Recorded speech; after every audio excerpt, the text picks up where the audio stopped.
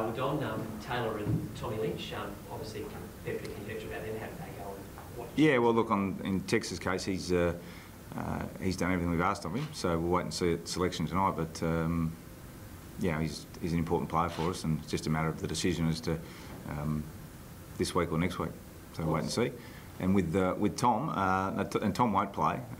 Tom sort of had a combination of a side strain and a bit of a viral thing, which has been hanging around for a while. The side strain sort of settled down now, but from a viral viewpoint, he's not quite right. So we're really hopeful. He's trained a couple of times this week. He's been in reasonable training, and we think next week he'll get a full week in, and he'll be week to week, but we expect he'll be all right next week.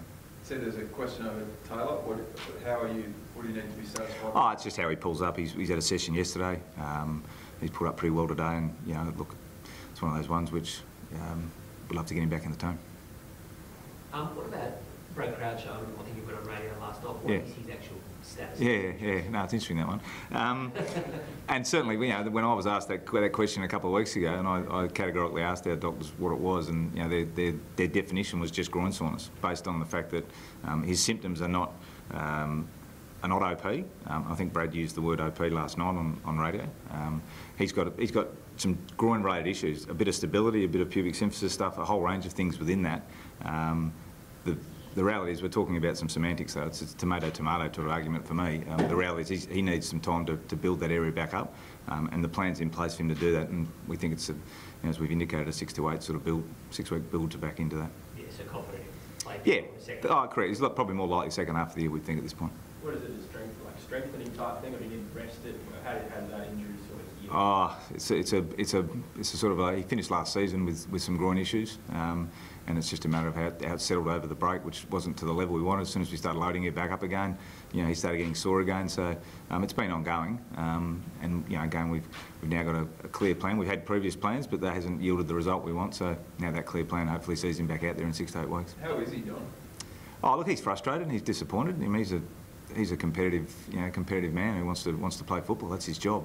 So he's a bit frustrated by the delay, but he's also understanding that now the work he has to do to get those, you know, the muscles around that area to work and activate, so that he can play and can train and then play pain-free, which, you know, he wasn't able to do at the end of last year. Don, I know you spoke about Richmond and the mental demons which you've dealt with, but what about the mechanics of that game?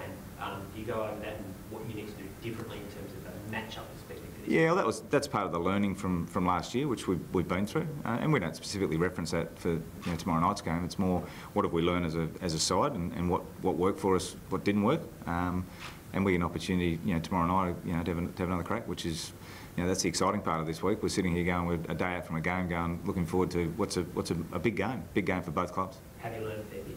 Oh yeah, you're always learning. You know, we learned a bit out of last week's game. Yep. Very good news with Letty. Fantastic news with Letty. Yeah, brilliant. I mean, he's an important player for us, and he's a guy that brings, you know, obviously quality off the half-back line, but you know, he's got great energy around the group, and you know, great to have him re-signed for 3 years. Obviously, tick that box there. You've got just about all of them. Brett Gunn mentioned Slane, confident with those two. Yeah, well, that's ongoing. Yeah, so again, I'm not really in a spot to comment. Gold Coast training camp been a distraction this week? No, not really. No, it's, you know, for me it was, the reports were, you know, there was a fair degree of inaccuracy in the reports, and for us it was a camp which we went on, you know, based on areas we want to get better, and I'll never be an apologist for us trying to improve.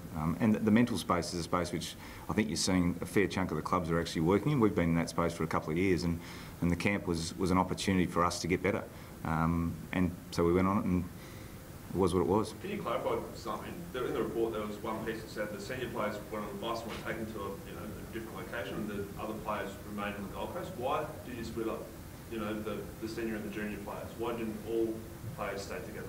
Well, I'm not going to go into the details of the camp in terms of what we did and what we didn't do, because, you know, that's not appropriate, I think. The program was well thought through, was resourced with high quality people, and the program had different streams within it, and that's how it worked. Could you clarify what was inaccurate, Don?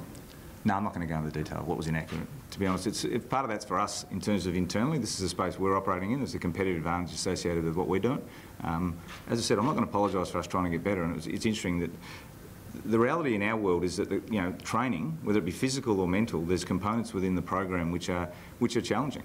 You know, and we've all been there as players, and all we've done is we've taken our players, given an opportunity to get better in the mental space, and put them through some activities which brought a sense of togetherness, brought a sense of vulnerability, and allowed them to actually work on that space to make them better players.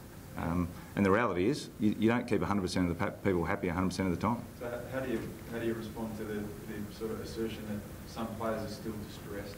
Well, again, that's part of the reporting, but that's not the reality we walk around with. You know, again, we haven't had any complaints from the AFLPA. None of our players, either before or after the camp, have spoken to the AFLPA, and our internal, you know, discussions with our players is not flagging those things. So we move on. So we wouldn't do anything differently? Well, there's always learnings out of everything we do, and that's the same for the case of the camp. But I would say to you, if I brought in a selection of players, majority of players walked away from the camp going, a wonderful experience, got a lot out of it, and they're able to now put that into their life and into their football. So that sort of speaks for it, you know, for me. You obviously rolled the dice with Richard. Disappointing.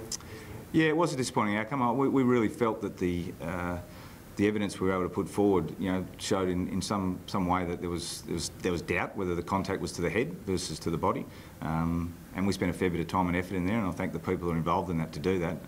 So it was disappointing for Dougie. It was, you know, one of those ones where, you know, in terms of his technique, was very, very good, and again, that was just the way it went. What's your advice? What's your advice to players in the way that they were have you told them not to bump or anything? No, it's a difficult one because you know, the bump's part of the game, but I think you understand, and the players, you know, they already understand that if you bump and there's any head contact, you're in trouble. And unfortunately, in Dougie's case, you know, he was deemed that there was some head contact there. You don't like talking too much about selections day before a game, but Kirtley and Dougie, you've got to replace them both. Yep. Gulichi and Miller sort of. Well, they're definitely in the mix. Yeah. They fit you. They've been building fitness. They both. Yeah, they're both fully available to play. Both played full games last week, so yeah, they're both in the mix. Don, what is it about Richmond that make them so unique? They're obviously small, very pressure based. Yep. What is their game plan very unique to others? Oh, their game plan is somewhat unique, but it's also, you know, fairly well etched in the principles of the game. And you know, you'll find tomorrow night that the contest is going to be important, and they value the contest. They value their pressure component of it, and obviously with their small forward line, they're able to get forward and put serious pressure on you, trying to bring the ball to the back half. So you know, that presents its own challenges, but those challenges are somewhat unique to Richmond, but they're pretty much atypical across the AFL. I mean, there's not many teams out there who are going to say, I don't want to win the contest, I don't want to win my share, I don't want to get field position. So, you know, for us, it's a bit of how do we, again, taking our phases of the game, how do we adapt our game around what Richmond's likely to bring, but also be really clear is what we're capable of bringing, and bring that to the level we know we're capable of, which again, from last week, we did well for a period, but not for long enough to get the result we wanted. So we get an opportunity to bounce back tomorrow night against a good quality opposition, yeah, there's no doubt. Don, in all three games that you played this year, there's been good football, but there are significant failures. Is it the same reason for each one? And how do you think? Well, it's slightly different, you know, in terms of from a JLT viewpoint. It's always hard to judge because you've got 26 playing, so there's a range of guys who are playing for a half or 3/4, and they might be on borrowed minutes. And last week, if we reference last week as our first genuine test for the season, clearly our last quarter wasn't to the level we want. And again, we've had a conversation around that and what it looks like, and we assess, review and plan this week around some of the areas which we think we need to keep working on. And you know, again, but I'm not going to necessarily jump at shadows until we see what I think is going to be. If there's a clear trend there in 3 or 4 weeks' time, well then we'll address that from there.